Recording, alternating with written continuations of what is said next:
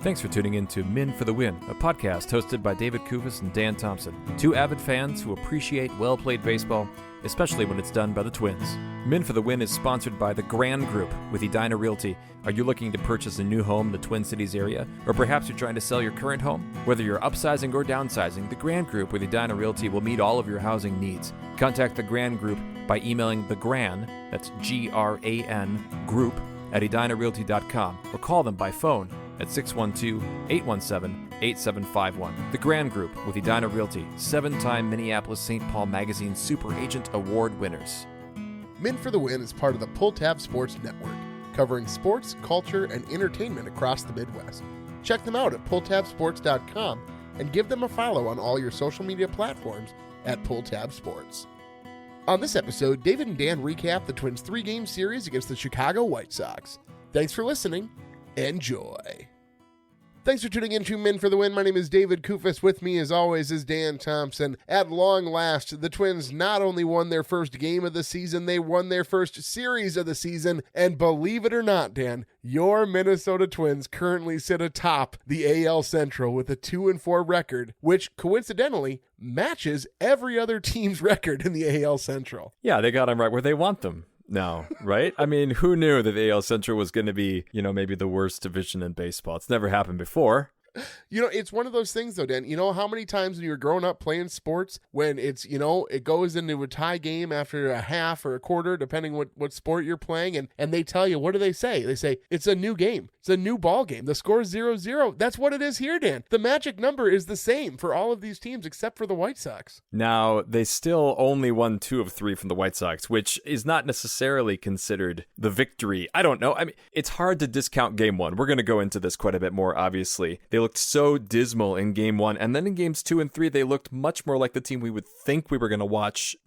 Again, it's 6 games in, but that looked like the Twins team. If we can capture that and carry that forward, then I've got some hope. That's all we want, Dan. We just want a little hope. Get us off the ground. Get us out of our doldrums here. The weather doesn't help right now, Dan. There's like 1.5 inches of slushy snow on the ground. It's April, Dan. I'm going to the opener tomorrow, and I got to figure out how many layers I'm going to wear. Do you think that this is going to deter fans from going to this game? Oh, absolutely. I think people are disillusioned with this team because of the ownership junk, and the weather is terrible. It's not even going to be sunny. It's going to be cloudy. Some things, though, Dan, to note about your Twins in Target Field. They have a whole bunch of new foods for 2025. I'm just going to rattle them off quick. They've got pickle pizza by Pizza Luce. They got sweet and sour pork from Vinay. They have a Spam sandwich, which, Dan, I don't know if I've ever told you this. When I was in China, they don't do meat a ton over there, right? All the time for every meal. That's not always the primary component of the dish. Well, one day I'm teaching English at this university, and I get down to the cafeteria, and alls they have, Dan, are like these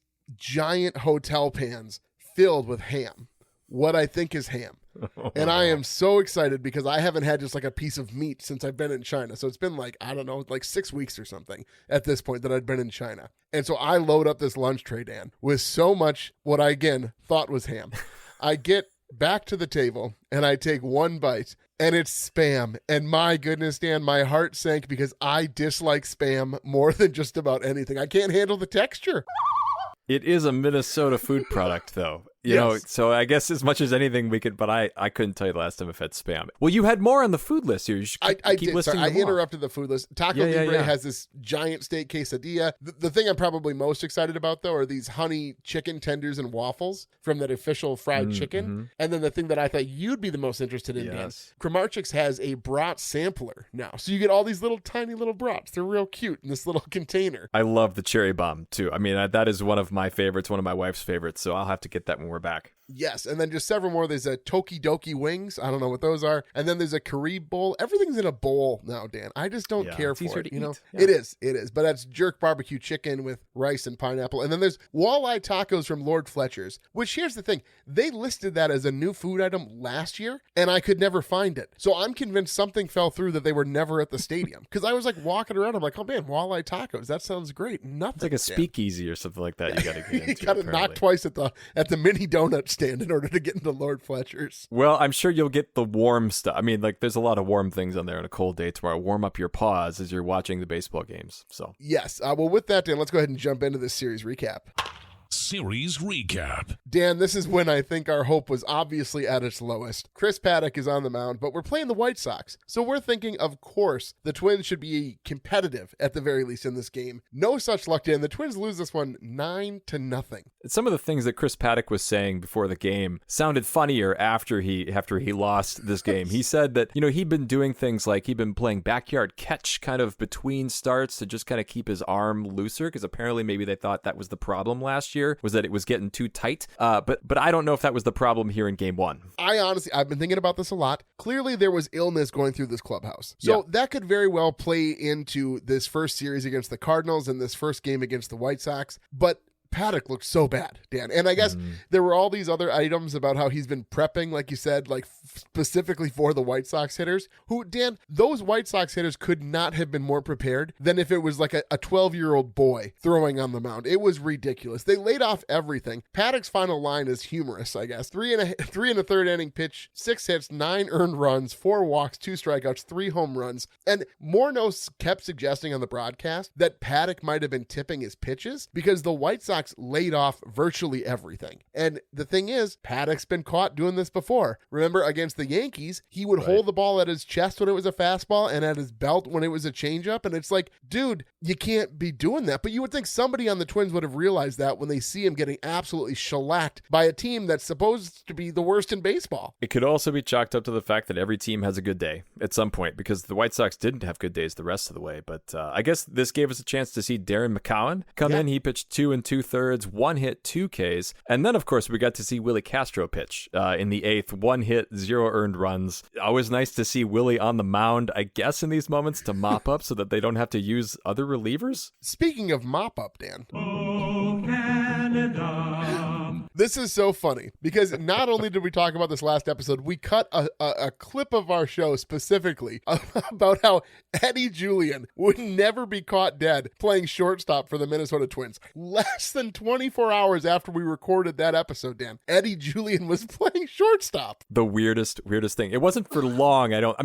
This is only an experiment when you're down, 8 runs or something at that point, and maybe they just figured, let's give it a try. Maybe Eddie asked, he wants to be a team guy or something like that, but it did make us feel like we had egg on our faces, I think, after he'd done that. Well, and it was so funny because he got a chance. His first ball hit to him. He didn't get credited with an error. They scored it as an infield hit, but he's ranging to his left, and he got the ball, Dan, and then he threw the slowest throw I've ever seen on a baseball diamond to try and get to first base. And I was just like looking at that, and I'm thinking, have I just been so spoiled with how well Correa throws the ball, or was that remarkably slow throw to first base? No, I think it's a mix of both, because Correa does make that look, his cannon of an arm can make something look really easy that's actually quite far and quite difficult. Yeah, but anyway, the Twins made the White Sox offense look like the Dodgers, Dan. Even Michael A. Taylor hit a home run, so it's not a great day when Michael A. Taylor's getting on the board. Only real bright spots here, not even bright spots, I'm just mentioning this.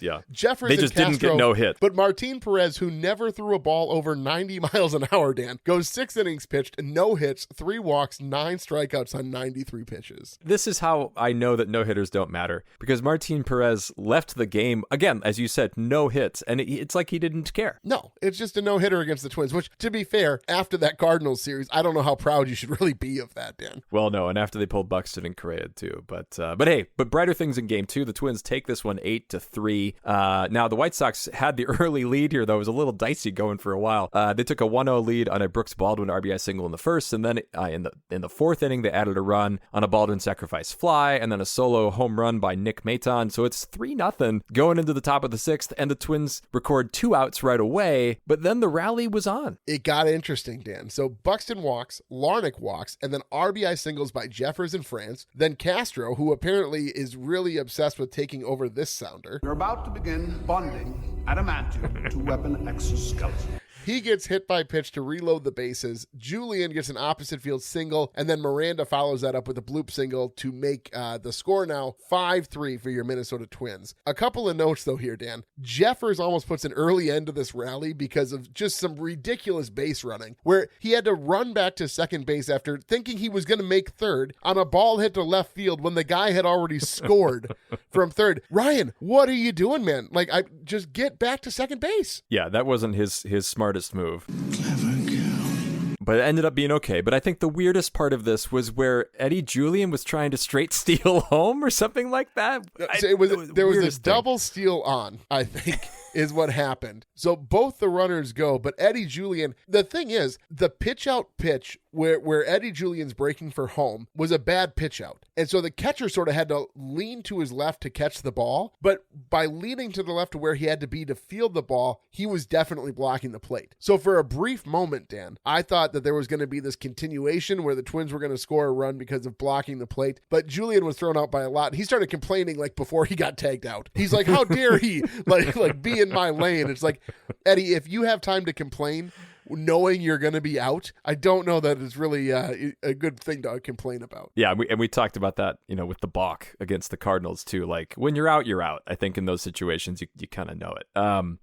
Bottom of the eighth then, and I'm going to talk about this play a little bit later too, but Correa makes a great diving catch to rob a hit and kind of help Jax get out of a jam. He had made a great play earlier in the game too, ranging to his left to kind of make a catch in left center. He had a really good defensive series. And then in the top of the ninth, Wallner doubles, Buxton gets an infield hit, and then Harrison Bader hit, dare we say, a no doubt home run. I mean, it was crushed. Harrison Bader is a very interesting looking fellow. So my dad calls me today and he goes, who's that giant guy they signed? Where'd he come from? And I guess in my head, I hadn't really registered that Bader is a big dude. But then looking at his at-bats, he does look sizable compared to the catcher and the umpire. But if you watch the replays of his home run trots, Dan, he looks so much like Jim Thome because his upper body is so much wider than his lower body. So the way, you remember how Thome would run with his arms straight out by his sides, Yeah. That's sort of how Bader runs. I think the issue, at least according to the Baseball Reference, is that Jim Thome is 6'4", 250 pounds, and Harrison Bader is 5'11" and 210. It's just the body same shape. Proportions. Yes, just different. Yes, different scale. Exactly. Yes. Same proportions, different scale. It's like you clicked on the corner of Jim Thome's picture and kind of dragged it down just a little bit.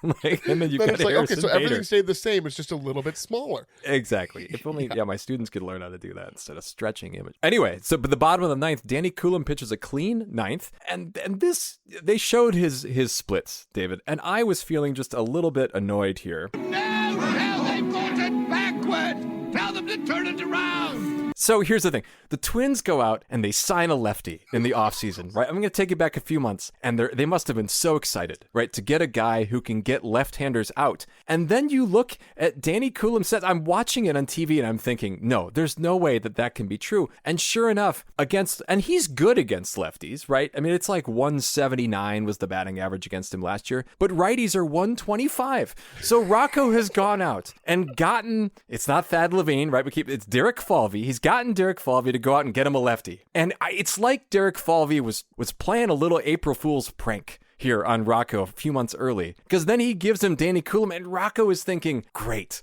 Wait, Rocco, if there was a giant, horse waiting outside of Target Field, Rocco would allow it to come right through those gates and say, thank you so much for this gift. And then Cleveland Guardians players like Jose Ramirez would come springing out, and Rocco would be totally surprised. Ogres are like onions. Not your best work, Dan. It was interesting to work in a Guardians reference, a Trojan horse reference. I don't fully understand. Falvey is sneaking the Guardians into Target Field. I don't know. Like onions. End of story. Got carried away. Anyway, Twins win 8-3. Moving on to Game 3, Dan. Even though they won Game 2 scoring more runs, Game 3 felt like a game that they were just in control from the get-go. Something I didn't notice until the third inning, and I think it just speaks to how often I've listened to the Twins on the radio. Chris Paddack was on the TV call because Provis was attending a celebration of life for Bob Uecker. We sort of talked about this last episode, but Provis spent some time with the Brewers, so he knows that organization and Uecker and whatnot. But so Chris Paddack's on the TV call, and it took me a long time for my brain to register that that's what was happening. And then turns out Dan Gladden did the radio call by himself. That is a bold move. I don't know that I would let Dan Gladden be on the radio by himself. No, it does seem like he should have someone there kind of just to keep an eye on him and make sure he doesn't go too far afield. But you got to feel bad for Pablo here. Another long rain delay before this game starts. Thank goodness, Dan, the White Sox didn't have all the trucks lined up to try and organize their players for their opening ceremonies. Which, did you look at the stands in those White man. Sox games? I mean, there's just nobody there.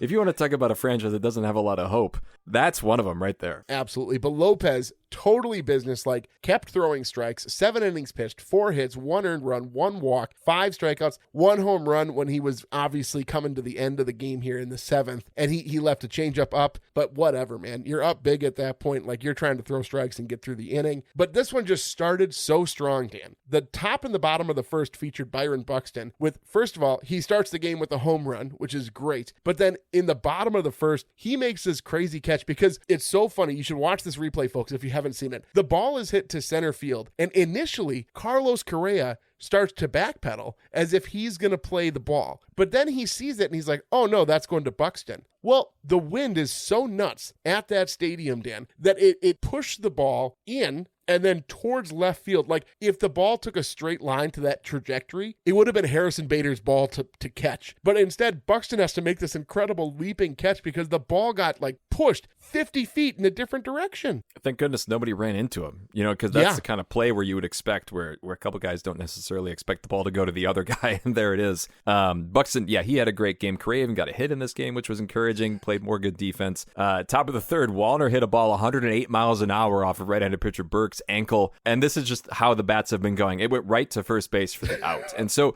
it's plays like that, though, and all those hard-hit balls that you hope that evens out over the course of the next couple weeks or so, that maybe the Twins' bats weren't as bad as they appeared on the stat sheet. Yes, I don't think they did, Dan. There's so much exit velocity and so many balls getting barreled by this roster. Like, I just loved Correa's reaction because the hit that he got, I think the exit velocity was like 45 or something. Right. Like, it was a soft, like, it just a seeing eye single through the right side of the infield. And Correa like throws his hands up halfway up the first baseline because he was just so excited to finally get a hit. He's been deserving of I'd say, 5 or 6 hits this season already. Well, and then the Twins do score more. So top of the fourth with France and Castro on. Castro, of course, got hit by a pitch again. And then Julian popped out, but then Harrison Bader hammered another home run, another one that just looked right off the bat like this was going to be gone. So it was 4-0 Twins. And then top of the fifth, they add on with a Correa double followed by a Buxton RBI double. Then France doubles to score Buxton, and so it's 6-0, and you feel pretty good at that point. They do get that 1 home run, as you mentioned later, but that's the final there, 6-1. Yeah, the only other note that I have on this game, Dan, Christian Vasquez getting picked off during a Matt Wallner at bat. Christian Vasquez, what are you doing, my friend? I'll tell you the truth. I'm a little confused by your tactics. Keep them guessing. Keep them guessing. You just never know. That play might come up later, in the season, sometime in May or June. I think he's setting up something. Well, speaking of the seasons, Dan, it's officially coleslaw season. You should grab a jar of Jimmy's coleslaw dressing to give your slaw the zip and zing that everyone will be talking about. Available in original, fat-free, and pineapple, Jimmy's is a family fun operation and locally owned, delicious on burgers, brats, pulled pork, and as a summertime side. You can't go wrong with Jimmy's. Pick up a jar today. Jimmy's salad dressing and dips. Don't you be messing with my dressing. I love a good rhyme. All right, let's go on here to Puckett's Picks winner here for this series. Catch 'em all, Kirby Puckett! Puckett's Picks winner. You tried your best not to look smug as we were moving into this segment, but Dan, we've known each other too long. It was on your face. I could tell right away. Dan gets the victory, taking France. Brilliant move here by Dan Thompson. After all, miss, this is France. France had 6 points. Coming in second was the listeners with Wallner, who had 4. Then Hogs took Castro, who scored 2. I took Correa. I think I took him a series early, is what happened. So he scored -1. It's that -2 for grounding into double play, Dan, that really, really is hurting Correa. And folks, if you aren't familiar here with the rules for Puckett's Picks, we each pick a player. Listeners always pick first. We go in reverse order each week based on who scored best. But the way the point system works, 1 point per base, 1 point per RBI, 1 point per stolen base, -1 per strikeout, -2 for grounding into a double play, and then -1 per error. So you get a point for the win, and then you're also going to get a 0.5 bonus if your player that you picked that won was the top scorer on the team. And it's a pretty good deal for me so far. I haven't got that bonus point, but I am leading now 2-0 over everybody else. Harrison Bader had the high, obviously, for the team with 12 points, which is the same score that Castro had last week. So we'll see if I can keep this streak alive. I've almost already reached what feels like my total from last year. Beast versus Bench. Is losing fun? Is losing fun? Well, just talking about Harrison Bader, he's got to be my beast with the 2 3-run home runs. And it was the timing of the first one in particular that was just so big to get this team that needed some offense, needed that big swing to go. And the second one was just gravy. Also, it turns out in this Audra Martin interview after the game, his nickname is Bader Tots, which it's kind of Minnesotan, right? Yeah, everybody likes a so. tater tot. Maybe they can add that to the new foods here this season to keep they this should, up. Dan. Yeah, a Bader Tot hot dish, maybe.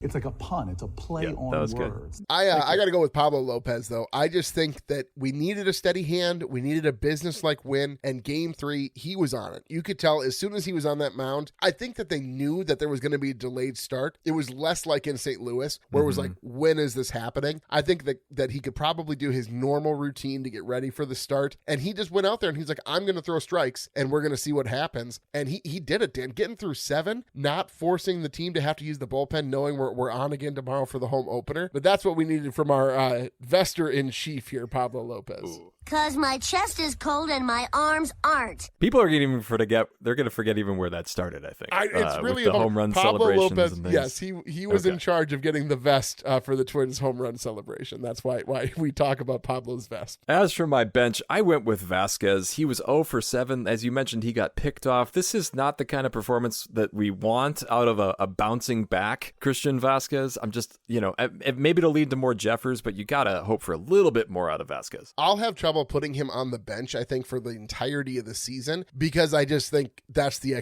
like his floor is so low in my mind, Dan. Like, unless he outright loses us a game, Sure. I just don't think of him as important enough to this team to even qualify for this segment, Dan. That's such a terrible insult to Christian Vasquez right there. Like, I'm not going to notice you. I expect nothing. Nothing you. Who do you have? I'm going to go with Chris Paddack. I feel like it's a cheap answer here because he was so bad, Dan. We're going to talk more about him later. Willie Castro, though, Dan, he was a runner-up for me here. He went 1 for 10, and he had that air. At the end of Game 3, it didn't really matter, but it would have been nice to finish out a clean 9th, but Willie did not let that happen. Of course, maybe he's still nursing the injuries, Dan, from continually being hit by pitches. Hey, maybe he's sick, too. The flu might be still going around. All right, well, let's go on here. Rocco's Rewind. Rocco's Rewind. I like that they don't make excuses, right? Nobody's saying anybody was sick, at least at this point. They might bring it up later.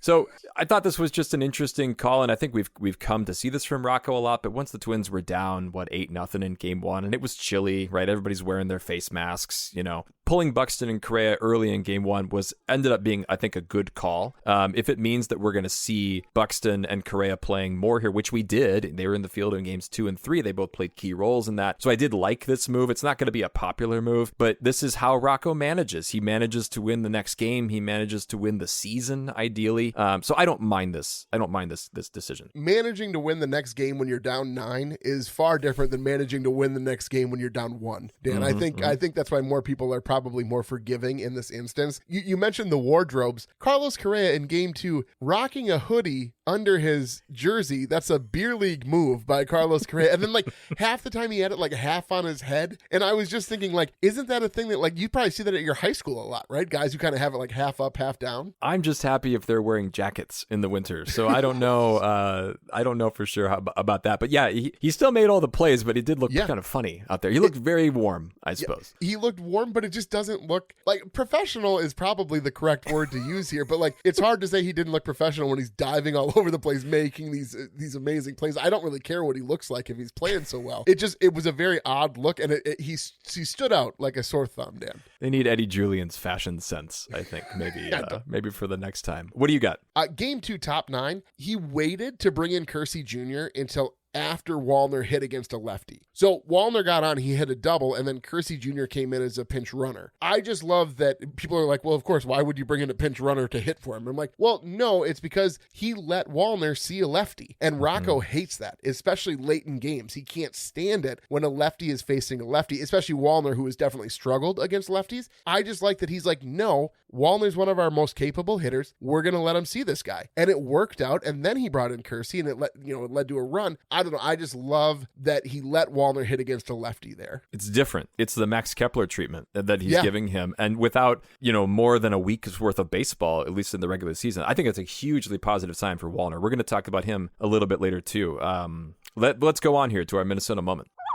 Minnesota moment. So mine comes right before that, actually. In the previous inning, game 2, bottom of the 8th, Correa's diving catch, which when I was watching that, I thought there is no way that that's a catch. And the broadcasters were talking about that too. I just assumed it was going through, and I wondered, why are the runners not moving? But it was a wonderful reflexive play. He reached far. It was pretty far behind him to go get his hand on that glove, to go get his glove on that ball. But that's the reason that we need Carlos Correa to stay healthy and play well. It was a game-saving play, arguably, because that Jax may not get out of that inning without that. I loved it. I thought it was a key moment, and for a team that needed to win that game, he came through with defense. I want to build a championship culture. That's why he's here, Dan, building that championship culture. So I'm going to go game 3. Can I just choose innings 1 through 4, Dan? Yeah. Great pitching, great fielding. I just think because of how rocky the season started and how it was just like blow after blow, every hard hit ball found a glove. It was getting so frustrating. I tweeted out that I said that Carlos Correa could hit a ball 300 miles an hour and it would still find a glove somehow, because that's how it felt. But this game, it just felt very different. Pablo, very cool, calm, composed on the mound. The homer by Buxton in the first to get things off on the right foot. I just think the Twins scoring in the top of the first and not allowing a run in the bottom of the first was just, I had a lot of tension about this team release from me in that moment. And we'll see now. Now they play the Astros at home and some more cold weather. So I do think that this certainly helps me feel better about where this season is going. And again, it's 6 games, so at the end of the day, if they went 2-4 in the middle of the season, I think we would look at this very differently. It's just, that's all we got to look at right now. Well, with that, Dan, let's go on to Mauer's musings. I just don't know how it can get any better. Mauer's musings. So I mentioned Matt Wallner a little bit earlier. He's led off, I think, every game so far here. And I'm curious, how long do you think he holds down that leadoff spot? Or do you think that they might, Rocco will inevitably shuffle, but how long will it take? I think he's going to be there a while, Dan. He's walked a ton already. I do think he has this habit, though, of swinging hard on that first pitch. And there has been a couple of times where he's basically allowed nobody to see any pitches from the guy on the mound. I'm not saying that a leadoff guy should never swing at the first pitch, but it's just, with Wallner, who's kind of new to the leadoff role, every time he's swinging at that first pitch, I kind of I tense up a little bit. I'm like, hey, man, let's see a pitch or two before we're just swinging so aggressively. But I don't know, Dan. I don't see a reason to remove him unless he really starts to struggle. But a guy who's going to walk 2 to 3 times a game, how it feels right now, I think you got to leave him in that place. Yeah, I think he will stay for a while. This is such a more encouraging start to a season, too, than last year. Just how much confidence he has. Losing a few pounds, apparently, has really helped his swing there. Best shape of his life, Dan. No question. Best shape of his life. It's probably not the best shape of his life, right? Because he was saying that he got too big last season. He was probably in the best shape of his life last season, but really his best baseball shape, that's a whole new category, Dan, is this season. Well, that was Miguel Sano's problem, as it turns out, I think. He got too strong, too powerful. One of my biggest regrets about this show, Dan, is never having a Miguel Sano sounder. It had to be like an ambulance It's not too sound. late, right? We could come up with something. An ambulance sounder, but it had to be followed by a guy hammering his thumb or something, like some freak injury noise.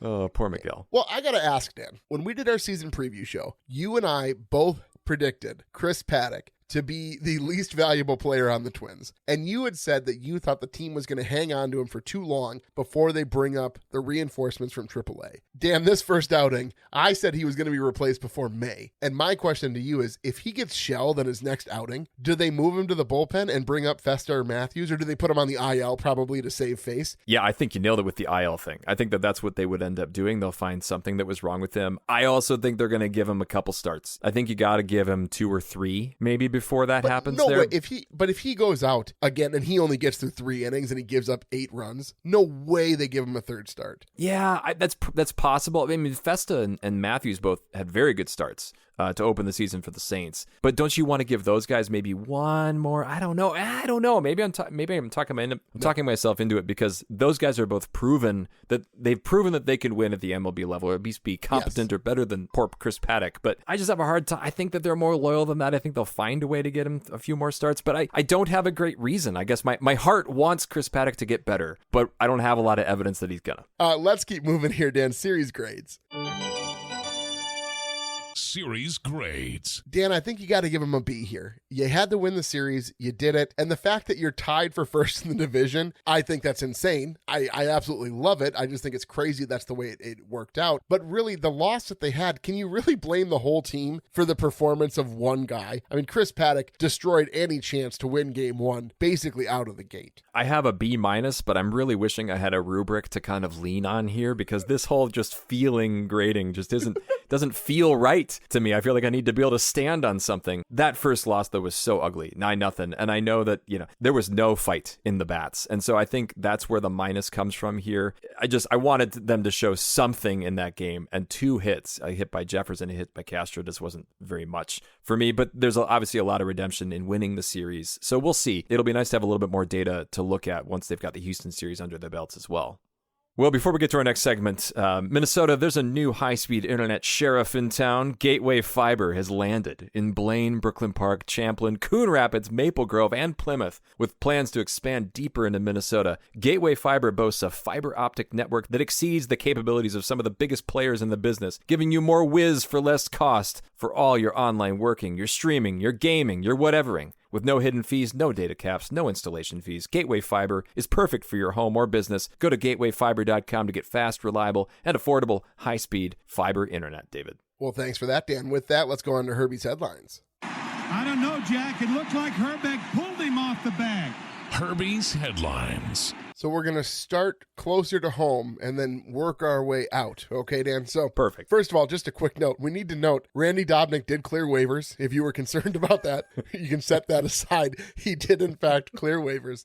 But this I thought you would probably care quite a bit about, Dan. But ABC KSTP5's Joe Schmidt has announced his retirement. Were you a Joe Schmidt guy growing up? I wasn't. I was more of a Randy Shaver guy. Okay. I was a Care 11 loyalist when and there was no reason to. It's just what my parents turned on in the morning, and so I just kind of embraced it. So no, but Joe Schmidt, I mean, he was obviously a legend in the Twin Cities. I think one cool thing about the Twin Cities is that it's big enough of a market for people to just want to stay there for a long time, and so I think you end up with some anchors who are there for a very long time, like Randy Shaver, and so I think it's cool for him. But that is a grueling job. Those men and women who work in TV sports, they have to try to go to so many events to just be able to cover all those things. It's one thing for me with a pad of paper and a recorder. They got to bring a camera. They got this whole other level that they have to work on. And so I have a lot of respect for him. Were you a Joe Schmidt guy? A little bit. I was a kind of everybody guy growing up. Like I had this, we had this small black and white TV. I realized this is far past the black and white TV days,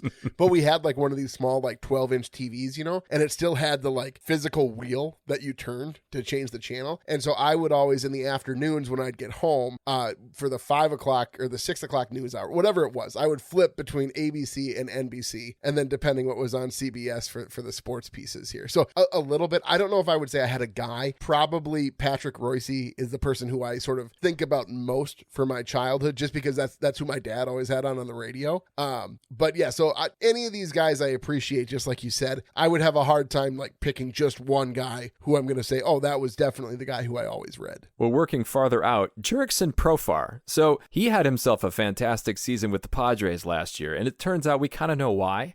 He was just slapped That's not fair. You don't think that's fair? You can't just assume that like he'd been on those all of last season also. Well, he did not test negatively. He passed all of his tests last year, so I guess that's probably true. And I'm sure there's no way out there that you could possibly avoid those tests in any capacity. He gets an 80-game suspension for obviously using illegal performance-enhancing drugs and things like that. Now he's with the Braves though, and so the Braves had just signed him to a big deal. He was kind of one of their big free agents. So my question about this is, do you think the Padres should also be penalized for this, or because he didn't have any positive test? Like, I guess now you make a fair point where he didn't actually test positive when he was with the Padres. But like, do you think the Padres knew and that's why they let him walk? I don't know. I get so hesitant to talk about like the inner politics of teams because you have to think there's a bunch of shady stuff going on, right? Like you just do. And now, granted, Dan and I in our life, we often have a disagreement about the natural state of man and whether man is good or bad and like people's motives and things. And for me, I think that every team is trying their best to get away with everything they can. Whether that means they're all using performance enhancing drugs, like who's the guy, Jose Canseco, right? Says that like everybody's on the juice. Like that's just what everybody does. does. I don't really think that's true, but I am sure there's quite a bit of nefarious action at play, but I'm not gonna worry too much about it unless somebody comes out with a, hey, this is actually happening for sure. Moving on to my guy, Dan. Max Kepler, my homeboy from Germany.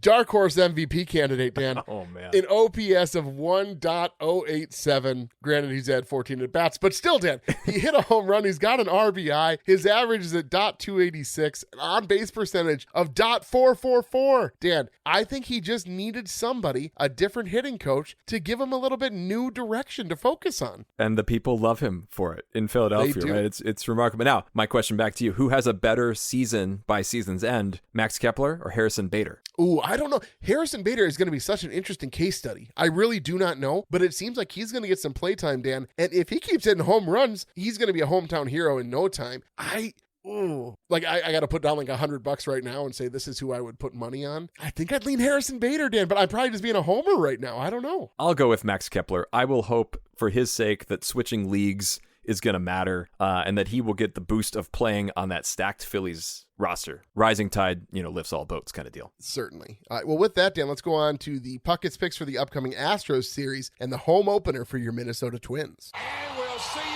tomorrow night. Puckett's picks. The listeners, speaking of Harrison Bader, are going to take Harrison Bader off the board. Hogs is going to take Correa. I'm taking Buxton. So that leaves everybody else for you, Dan Thompson. Yeah. You know what? I'm going to go back to Mr. Adamantium himself, the original Matt Wallner. We're about to begin bonding adamantium to weapon exoskeleton. Certainly not a bad pick, I don't think, Dan. I think that this is a very fun lineup to watch when they win games. Aren't they all? I think that's kind of the whole point of baseball. I was texting. It was so much more fun to watch the Twins win a baseball game. We hadn't seen that in months, and so it was finally nice to see that a couple days ago. Well, Dan, we'll be back here on Sunday. Actually, you won't be back. It'll be Andrew Hoganson in studio with me. We'll be talking about the Astros series, and hopefully, Dan, we'll be talking about a team that's above 500. Yeah, I'll actually be in California. I have to go to Disneyland with my family, and so I will have stories of that.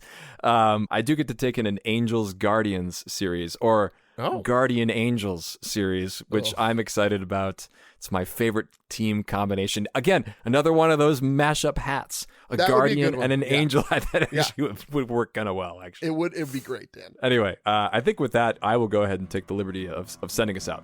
Please do. Folks, if you like what you hear, please tell a friend. You can follow us on X at Min for the Win. You can find our Min for the Win Facebook and Instagram pages. Make sure you're subscribed to the podcast on your favorite platforms so you're notified when new episodes are available. And if you'd leave us a rating or a like, we'd greatly appreciate it. If you'd like to support the show further, you can find us on Patreon. The link is in the description. Thanks for listening, and as always, go Twins.